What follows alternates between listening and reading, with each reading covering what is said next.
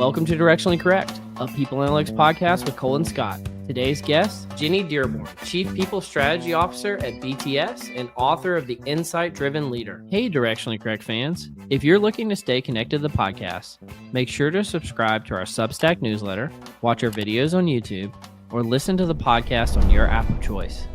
This podcast is dedicated to you to help educate and entertain you on how to effectively do people analytics. We are a listener-supported podcast, so please consider becoming a patron. If you'd like to support the podcast by becoming a patron, you can find a link to sign up in the show notes or at patron.podbean.com/directionallycorrect. Thanks for being a listener. All opinions are our own and do not reflect those of any other organization. I don't know if we ever had an eating podcast, but the ASMR people will love it. ASMR, what's that mean? Isn't that the people who listen to like weird sounds to like relax themselves? Oh, I don't know. That's funny. Yeah. One of the things that you find out when you host a podcast is that there's like audio files out there. I am not one of them, but like there's people that are very like sensitive to sounds, or they find sounds to be soothing. It like you learn about a whole new world. Huh. Okay. Because we used to not care about our audio quality. Our audio quality would be terrible. And the number one complaint I would get would be from audio files. Like, I love your podcast, but I cannot stand your audio. I mean, it's like okay, crackly or something like that?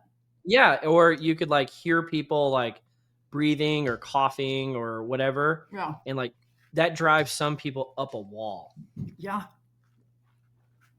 Sometimes I just look at my husband and I'm like, God, do you have to breathe so loud? Damn it. We're leaving this part in. Right. Well, Jenny, it was really good seeing you this week at Transform. But it was good seeing you this week, and it was I was delighted. I was actually searching around in my pantry. I could not find it. I apologize, but for the delightful jar of honey you sent me, and I found out an interesting thing about you, that you are a beekeeper. I am. And so how does one get into beekeeping, and where did that come from? It honestly started because I have fruit trees in my backyard, and each year for a bunch of years, they would flower but make no fruit. And I was not smart enough to be like, why aren't and so I was talking to somebody and they were like, dumbass, you don't have bees. That's the problem. So then I was talking with somebody at work at SAP, and he goes, oh, I'm a beekeeper. Shout out Roger Quinlan.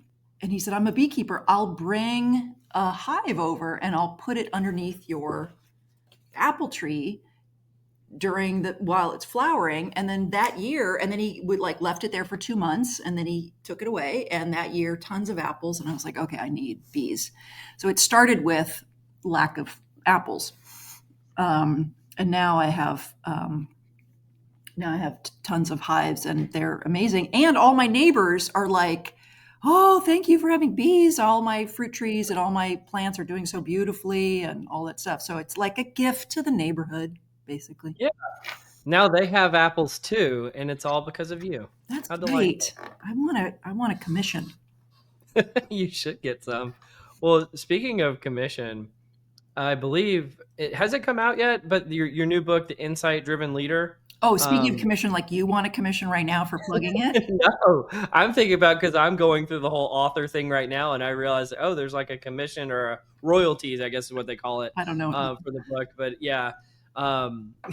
So tell us a little bit about the Insight-Driven Leader and your prior works, in terms of like, I feel like you have a whole data-driven series. I do. Of HR books that I've been a fan of for quite some time. Oh, that's nice of you. Data Driven came out in 2015, and that's specifically about sales and how to measure sales productivity and all of the variables that you take into account when doing that. 3 years later was the Data Driven Leader, and that's specifically about measuring leadership. All of the knowledge, skills, behaviors, competencies, habits that the best leaders do, and how to measure them in your company, because it's different from company to company. And what are the algorithms that you create to be able to measure and predict leadership performance. And then this one is across the entire enterprise. So it's called the insight-driven leader, and the idea is it's the insights that come from the data. It's like how to move beyond just the number. It's 7. You're like, I don't know if 7 is good or bad. Is 7 good in this industry or in this market or at this growth stage? All of that stuff. So it's how to understand and create insight from the numbers that we create in HR. And the premise really is that all business problems really are people problems, and that a lot of the times leadership does not bring HR into the picture to be able to weigh in with metrics that say this strategy or this pivot is a good idea or not, based on the competencies and skills and capabilities of our workforce. And so I was excited about this one because there's 35 case studies in the book, really where HR is the hero of the story because the business is half-cocked going in one direction with like, we know what to do. And then HR is like, hold on, if you were actually ask me, here's all the data and the metrics to prove this is a good idea or not a good idea or whatever. And plenty of examples of the business asking HR for an analysis. HR gives the analysis, business disregards it, business goes off and makes the wrong decision. Business comes back with tail between their legs, says, I'm sorry to HR, and says, now I will listen to you. So just kind of like how to navigate that.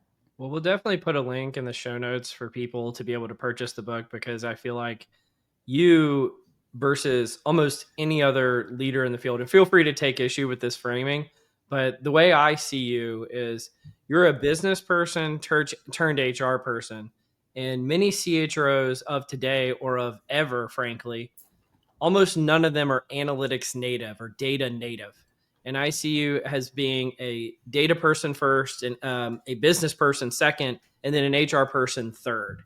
And so can you talk about what that, and again, feel free to take issue I'd with say the business person first, okay, then data, then HR. But yeah, because I was an English major in college, fair enough. I was a high school drama teacher. And then then I went into the business and, rose through the ranks in sales. And then, as a fully fledged adult with all, having already given birth to all my kids, that's when I went back to night school and got an MBA at night while I was working full time, because I was like, I need to get a heck of a lot deeper into data analytics and building out financial models and stuff. So what's the difference between you being an analytics native CHRO and non-analytics native CHROs? And how does that shape how you approach the business, its leadership? How does HR run effectively? Feel free to go whatever direction you want there. Yeah. I think there's actually lots of us, that are CHROs that are very strong in analytics. The people who came up through compensation and, especially executive comp. Yeah, dealing with the board. Dealing with the board with executive comp or just overall compensation or sales comp, that can get pretty touchy and complicated. So I think those folks are super strong. And then there's plenty of CHROs who came into HR kind of late in their career. They started in, whatever, consulting, a couple years at McKinsey, then they went and got an MBA, and then they had 10 years in finance or something like this. And then somebody kind of taps them on the shoulder and they come horizontal over to HR in the top role, CHRO. And there's lots of examples of people like that. So I think they're very strong in business. And then there's, they get themselves up to speed on the HR side. So, it can be frustrating for people who came through the ranks in HR when they're, losing the top job to somebody who has no HR experience. There's plenty of people would say that, that's bonkers. But I think it sorts itself all out in the end. But I think there's lots of folks that are strong in analytics. Yeah, I think I'll come back to probably that point in one of the articles we'll cover later. I want to take a quick detour, though. You mentioned, I actually didn't know this, that you were a theater major in the past. And I'm pretty sure you hold the distinction of the only podcast guest that we've ever had that has an IMDb page. Oh, yeah. Uh, Yeah. are those things related, like in terms of your passions? Like I know you said you have a family of artists, and you yourself believe a lot in, the film industry and being able to express ourselves in those ways. Are those things related? Well, I mean, I got into film because I'm number 5 out of 6 kids. One of my older brothers, I have 4 brothers. One of my older brothers is an award-winning Hollywood writer, director, producer person.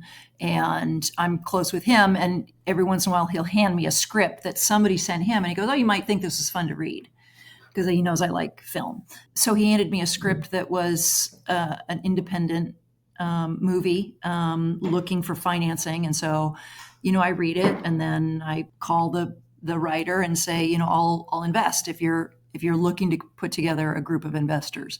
So that's how there was like 85 people who invested, and we raised $7 million to create the Lily movie that is. Yeah, did they debut it at Transform, They or I didn't wasn't debut sure. it. We had our world premiere. It's starring Patricia Clarkson, and I'm one of the executive producers of that. So that's on my IMDb page. But I didn't do anything other than write a check with a lot of zeros, and like painful zeros. That's it. I didn't do anything other than write a check for that. I wrote a check in 2020. We had the world premiere October of 24. It's working its way across the country in film festivals. May 9, it has its theatrical release in major markets, and then to streaming after that. And I did bring it to the Transform conference, and we did a couple screenings, and I had the director and one of the film characters on the stage, and we talked about the film. Yeah, that's about the famous Lilly Ledbetter Act and Lilly Ledbetter's life, correct? Exactly, yeah. The Lilly Ledbetter Fair Pay Act Yeah. that Obama signed in 2009. Yeah, that's fascinating. Well, I don't know if this is a hard pivot or a soft pivot, but related to that is I think about, you mentioned doing interviews for your book when we were prepping for this, and I think I was actually one of those interviews. I don't know if I made the cut or not. It did. So we'll see.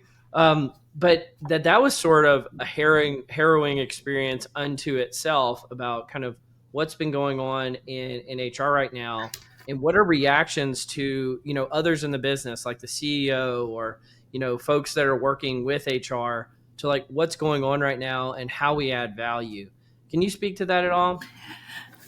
Yeah, I had hundreds of interviews for the Insight Driven Leader, and I talked to CHROs, CEOs, board directors, especially those who lead the comp committee, which is like aligned to the HR function, just like audit committee sort of babysits the CFO. Other thought leaders and authors and academics and professors. So a huge range of folks around the world. And the theme really was, I mean, there's a lot of themes, but the theme really was that HR is on its back foot. HR has the capacity to be incredibly strategic and impactful, but is really sidelined by the leadership, by the CEO. So HR is fully capable of being that strategic business partner that is very data driven.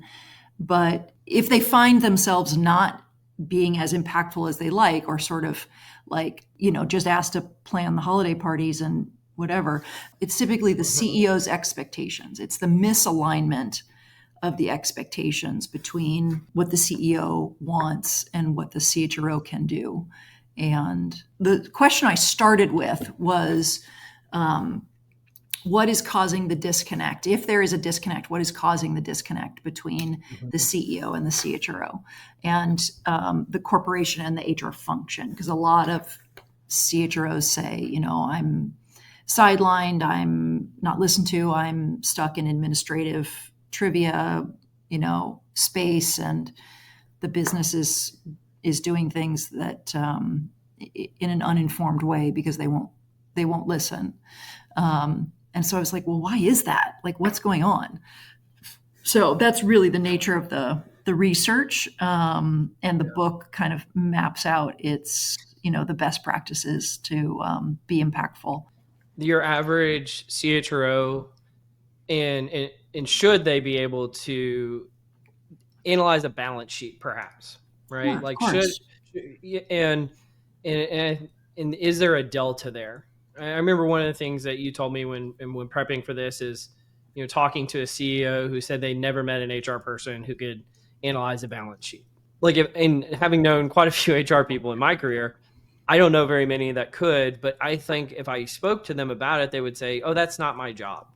Right. And I'm not talking about CHROs perhaps, but people that are, leaders, mid-level leaders in an HR function.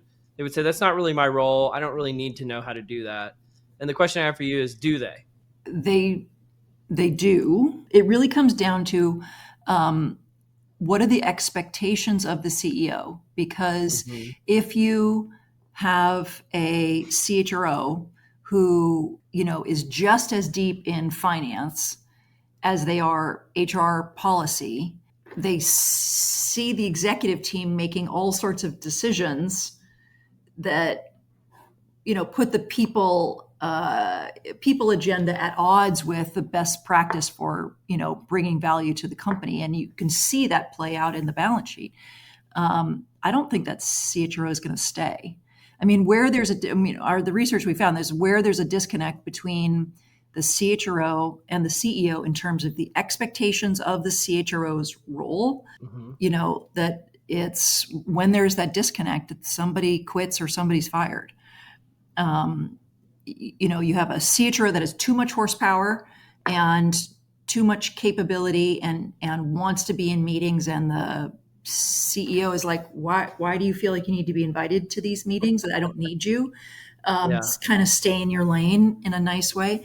Then that CHRO is going to say, why am I here? I'm going to go find another company that appreciates and understands the value that I bring and wants me to participate at that level.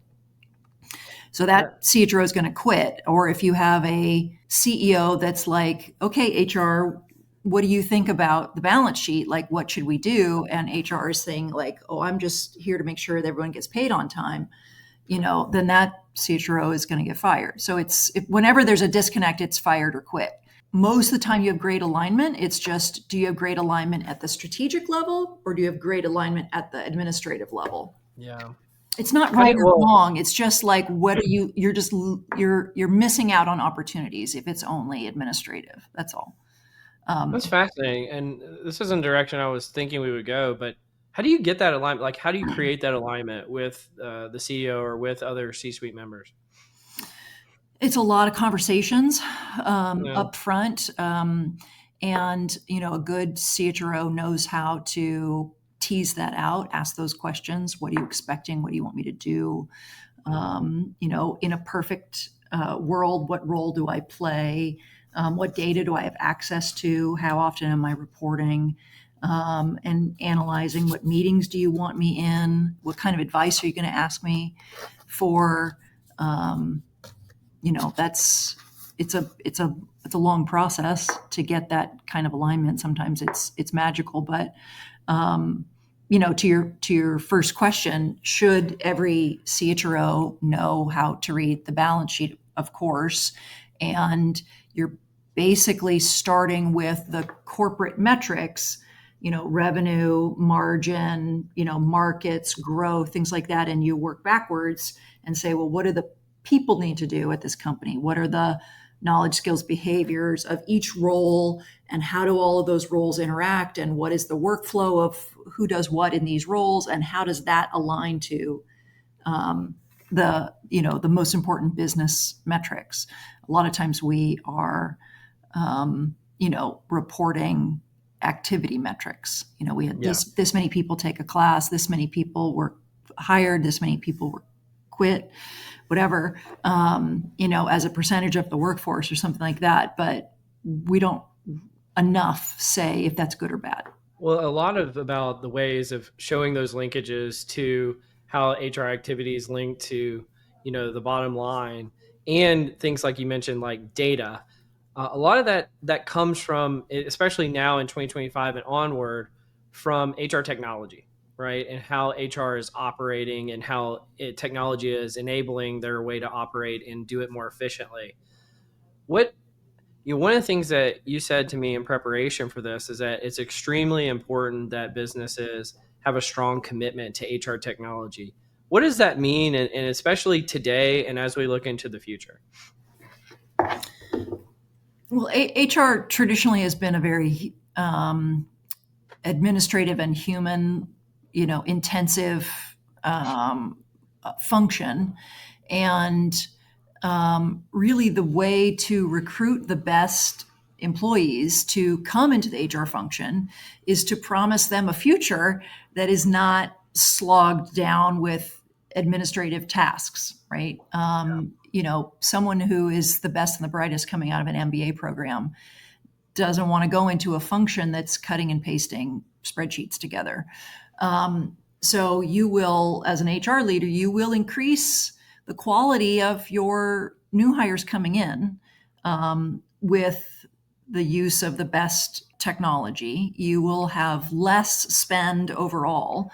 In terms of your workforce, there'll be fewer errors and more ability to have predictive analytics that can, prescribe actions for the future. So, in the world of AI and everything that can be done with that new technology, but also sort of just taking back, a macro view.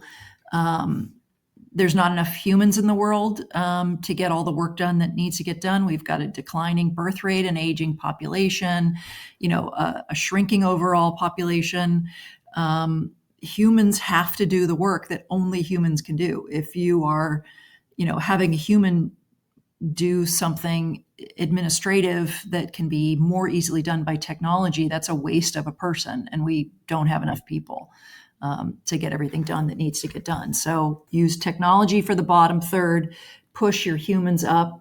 We don't have a problem of not enough jobs or not enough people. We have a problem of not enough alignment of humans to the work, the higher end work that needs to get done. It's interesting because I agree with all of that. And we've published some research at my organization about the rising storm, and it's a lot about those demographic shifts in the population.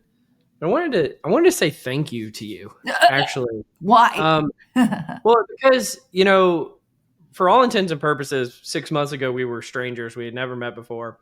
And we had this interview for your book.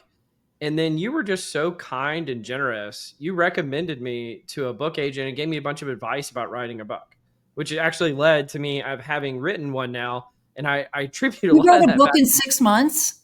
Yeah, I know. I'm Oh an my insane. God, it took me 18. God damn it. But Okay. you recommended me, and things I realized about you is more than I think maybe anybody I've ever met in my life. You have a superpower of reciprocity. Oh, you're And so, nice.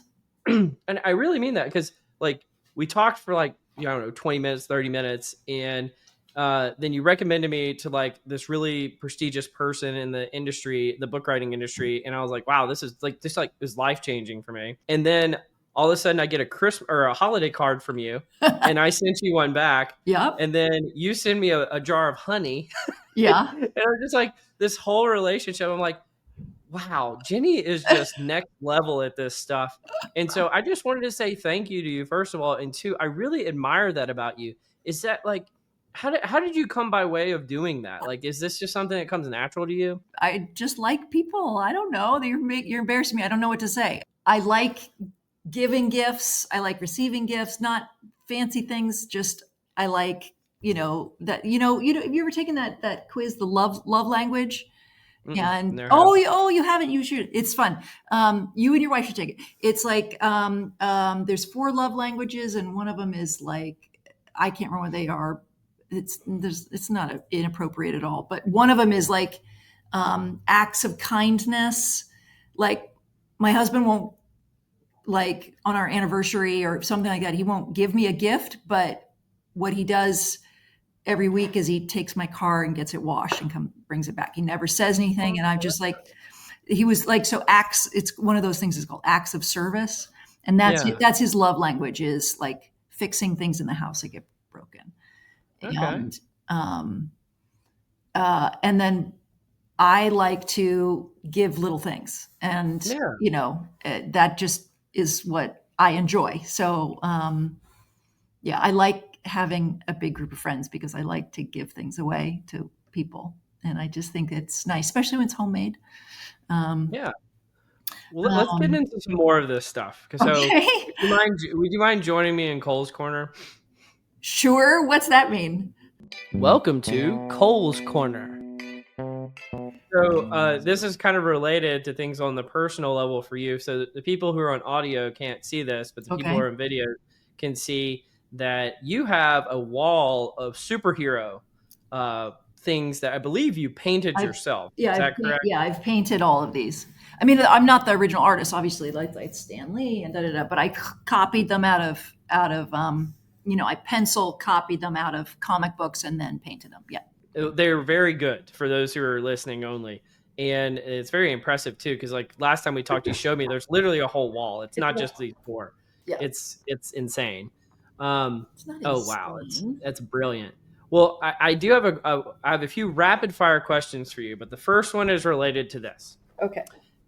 And it is, which is the best superhero? And I'm going to choose the ones that I see. Okay. So we've got Captain America, we've got Superman, we've got Wonder Woman, Spider-Man, and I think there's a second Superman, so I'm not going to say him twice. But why? Which one of those is best, and why? Well, Wonder Woman, obviously, because she's an Amazon, and I'm an Amazon, and so I relate to her. I'm 6 feet tall, and I love superheroes because they represent something so like pure in our culture about fighting for the underdog and doing what's right and fighting against injustice and fighting against corruption. And it's more about the symbolic role that they play in society and what they do for people, sort of lifting them up when folks feel despondent. And in the comics, I'm not as much of a fan of all the movies, but I do love reading all the comics, and the sense of hopelessness that people have and despair, and then how a superhero kind of comes out of the blue and can lift a person up and save a person at their darkest moment. There's something intrinsically just so inspirational and beautiful in that. And when I was a kid, I really resonated with that idea and wanted to be saved and things like that. So that's kind of why I love them. Yeah, that's very sweet. All right, next question I have for you. Okay. Rapid fire. What is the best type of candy? I think it's Reese's Peanut Butter Cups, pretty sure. Oh, I totally thought you were going a different direction with this. What? The slam dunk answer was Pez. Oh, no, I don't like the candy at all. Oh, you don't like the candy? No. I throw it away. Why do you have so many Pez dispensers? No, I get the Pez dispenser and I chuck the candy in the trash. Oh, I thought that was the candy thing. No, okay. Not at all. So explain. No. So you told me you have 800 Pez dispensers. It sounds like you'd like another field trip here. So I've got 750 Pez or something. I assumed it started with the candy, but that was just my own assumption. No. Assumptions kill, dude. Yeah, you know what they say about assuming. An ass and somebody's an ass. I don't know. Yeah. All right. What's the place you have never been that you would most like to go, and why? Oh, God. Well, if you go onto my LinkedIn page, I've actually listed every country I've been to because a couple people and I are like tracking them against each other. I've never been to Russia, but I'm not going until a whole lot of stuff changes. But from a history perspective, I certainly would love that, to go and see that. Where have I never been?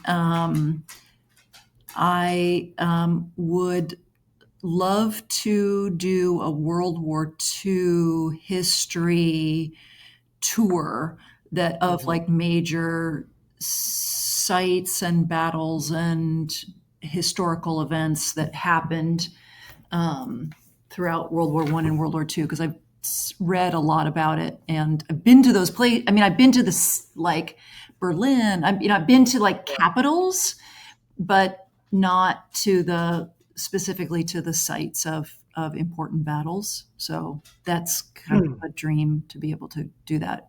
World War Yeah, II. I remember last time I went to Amsterdam and went to the office, there was this big kind of earthen made wall that was just extending down the road. And I was like, oh, that's interesting because it's a really low lying area, a lot of water, Sure. all that. And I said, what's that? Why is that there? And they said, oh, that was from World War II. That was a trench that they built. And I was like, oh, that's fascinating. Yeah. Like, I never would think that like just, a earthen structure would still exist to this day. Yeah.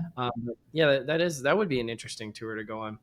So the last rapid fire question I have for you, I ask every one of the guests on the Cole's Corner is, why do you do what you do? I was born in 69. So I grew up, formative years were in the 70s and early 80s. And my dad had an undergraduate degree from Stanford, another degree from Berkeley, and an MBA from Columbia. And he, in the 70s, was out of work. And I remember him applying to be a mail carrier and him being rejected because he was overqualified. And, our family struggled financially. And we were on hard times. And I remember, eavesdropping on my parents talking about my dad's work and how he felt mistreated by his employer and his boss. And there was 6 of us kids. So how my dad was treated by his boss affected my parents' marriage, our household, our lives as kids. It affected my psyche when I went to school. It affected my relationships with other kids at school whose parents were financially successful when my parents were struggling. And I just really got into my bones about the impact of a company on the employee. So every employee you have, you should think of them as your head count is not just 1, but like 10, right? It's their family, it's their extended family, it's their community, it's whatever. And so you have an obligation to be a good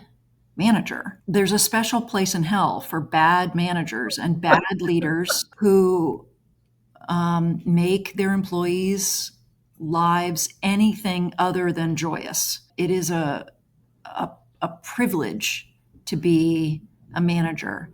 And if you're not the best in the world, you should quit because you're affecting generations of people. People in the United States, we identify with our jobs. We identify with our employers. And, so much more now that the infrastructure of like people going to church less often and less, community groups like Kiwanis or whatever, Rotary, and all of those other things that people used to do to create community, those are going down. It's like the bowling alone, Robert Putnam stuff, right? Yeah. Yeah. I mean, we used to have all of these things where we got our sense of self and our sense of worth and sense of community outside of work.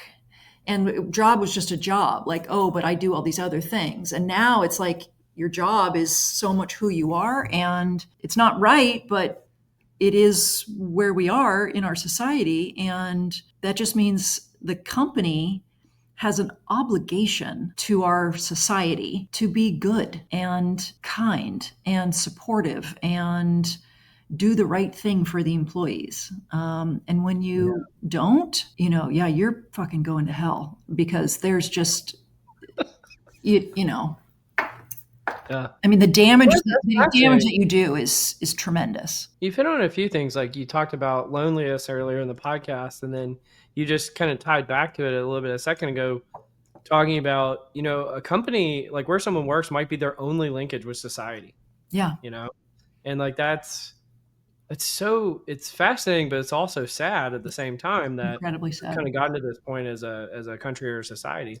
Because Yeah. I don't think it's just in the United States, and I think especially coming off the heels of the pandemic, there's like this epidemic of loneliness. Like I remember seeing charts. I wish I had one pulled up, but like charts of how often people went outside, like literally just left their home, Yeah. and then what it is after the pandemic. And even though the pandemic has kind of faded, the rates are still, there's this huge divergence between how often people went outdoors and met with other people pre and post pandemic. And so it's just like what work might be the only thing that gets people out of the house sometimes. Yeah. Yeah.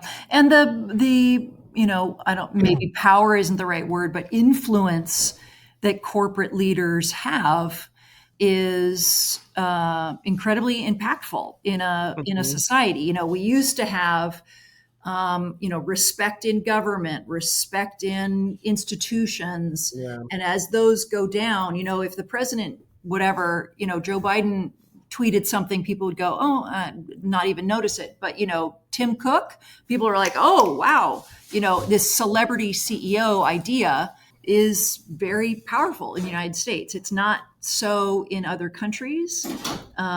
But there's a lot of influence that people that work in corporations have. Absolutely. Well, I've got one big question for you. So one of the things that I said we would talk about today, but we didn't cover it earlier, is advice you would give to early career people in HR. So the big question I have for you is, if you were early career today and you were hoping to be a CHRO someday, what would you study in school, and what jobs or experiences would you get that you think it would take to get you to the CHRO of tomorrow? Yeah.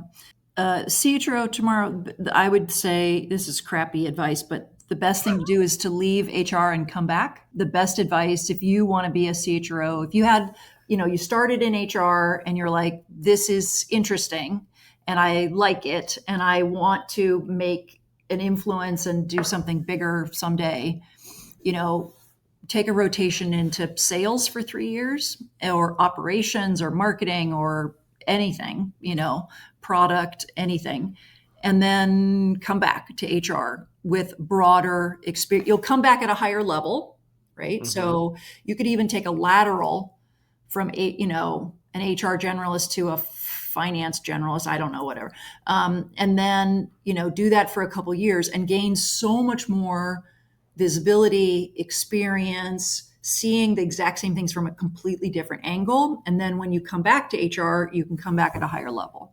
What do And you study in school? Do you even go to school? yeah. But I would study, I would study business. Okay. You could do, I'm a huge fan of double majors, so psychology and economics, things that are opposite. Yeah. And sociology and finance, or uh, Theater and business. theater and business, or one of my kids is a astrophysics and Spanish literature major. He's 2 months from graduating. So, and I Yeah, just you have an impressive family, by the way. I'm not gonna like out them on the podcast, but I'm reading through this. I'm like, geez, all these are gonna be like Nobel Prize winners no, someday. that's hilarious, but no, they're just regular kids. But I did drill into them, like, you need to be working on both sides of your brain. And, that's what's going to make you successful and stand out, is that you will have the emotional intelligence to be able to work with people and communicate, and critical thinking, and, problem solving, and cross-cultural awareness, and all of these human skills, collaboration and leadership, to be able to pair with a STEM, something, to be able to put them together. That's the superpower, is outsmarting your AI by doing both. Yeah, absolutely. All right, let's move into the section we call "What Am I Reading?" This first one is, and one of the things I wanted to say thank you is, there's this new trend of folks who will take academic articles Oh, and then summarize them for the lay people on okay. LinkedIn and post about them. And so there's this academic article published in 2020 that kind of got lost in the fray of the pandemic called Training and Organizational Performance, a meta-analysis of temporal, institutional, and organizational context moderators, which to the normie, like most people are, means nothing. And so What what does you temporal mean? Like something with your temple? exactly, With your it means temple? time. It's a time variable. Oh shoot. Um, Yeah, I didn't know and that. so friend of the podcast, Neil Morelli, summarized this article talking about the 119 studies of different training and showing how training impacts a company's bottom line. So this is what we were talking about earlier in terms of being able to analyze a balance sheet. Now, Yeah. you would have never gotten that from the journal article title, but one of the things that they found was training, regardless of the quality or quantity of the training, had a positive impact on organizations' performance. And one of the things that they found was that, and this is the temporal component that you mentioned, is that the relationship between the training and the organizational performance actually strengthened year over year. And it was present regardless of the industry, company size, or the technology that was used to do the training. And so What knowing that strengthened year over year? You said it what strengthened. What is it that was strengthened year over year? the relationship. So let's say I don't know the exact numbers, but let's say there was a zero point 0.2 correlation in 1980 between training and organizational performance. By 2020, it's zero point 0.3, right? So Okay. it strengthened over time. And so, first of all, I wanted to ask, is this type of finding relevant to a CHRO, first of all? Um, But second of all, have you seen this manifest in the real world? yes, I've seen that manifest in the real world where corporations have a very long-standing um, learning culture, and when they do, um, they are better at recruiting, retaining, getting young talent, early talent. They develop a reputation and a brand for developing others. Something like GE in the 90s had such a strong brand reputation for development that people would take a lower compensation package to go to GE. And it meant something really real in the industry. If you say, oh, I started at GE at this level, and in 10 years I had 5 promotions, and I went through all these training programs to go from one level to the next, and then you end up as a VP and then you go someplace else, people are like, oh, that means something very specific because GE had such a strong reputation as a learning culture and development experience culture. So yeah, it means a lot because you can get the best talent. I mean, really, the best talent wants to be in a place that will grow and develop them. The smartest Yeah. people are not about like, I want to have the best salary right out of college. The very, very best talent are the ones that say, I want to be at a company that's not just going to be good to me today, but is going to be good to me and help me grow and advance and change. That's a really good answer, especially not for having read the article. So well done. Good job there, Jenny. Oh, All thanks. right. Now, the next one I have, and I'll do my best to summarize it, is previous guest on the podcast, Mark Efron, the CEO of the Talent Strategy Group, wrote an article about the boxing match that sometimes you see between HR COEs and HR business partners, and it's called HR versus HR. Let's stop the fight.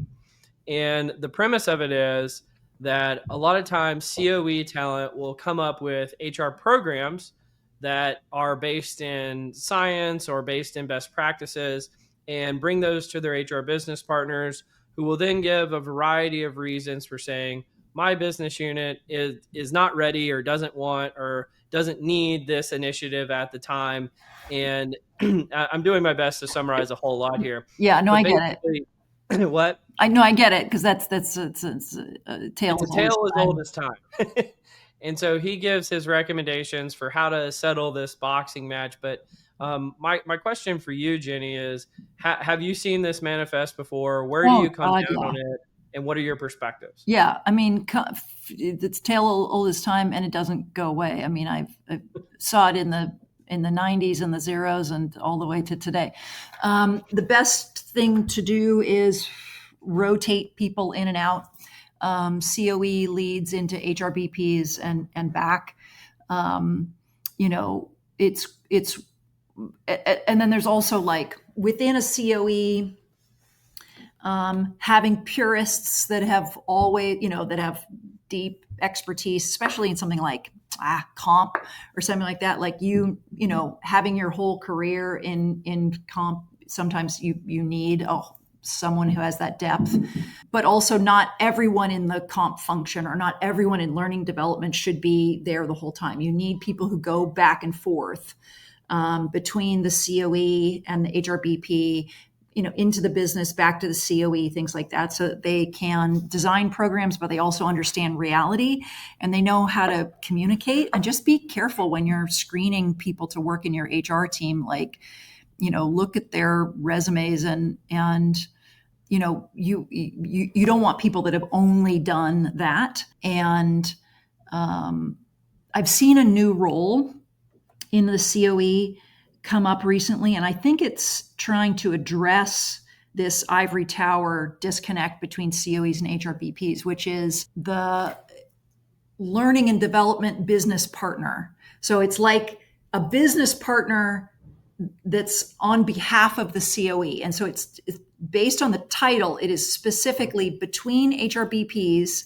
and the learning and development, content creation factory. Yeah. So it's a learning and development business partner, and their job is to translate. And so in a way, it's acknowledging the disconnect, but in a way, it's also making it worse because you're not having the people in the COE learn to talk to the, Well, so let me ask you about that. So from your perspective and your experience, is that a wise move or is that a wasteful move? Because are you just replicating an HR business partner, but in learning and development, or your learning and development folks should become more HR business partner centric? Or do you think that that's really wise because it's boundary spanning? Org design happens as a reaction to fix something that's broken now. So if it's broken now and you feel like you need that role now to address it, go for it. Is that the right thing to do in the long run?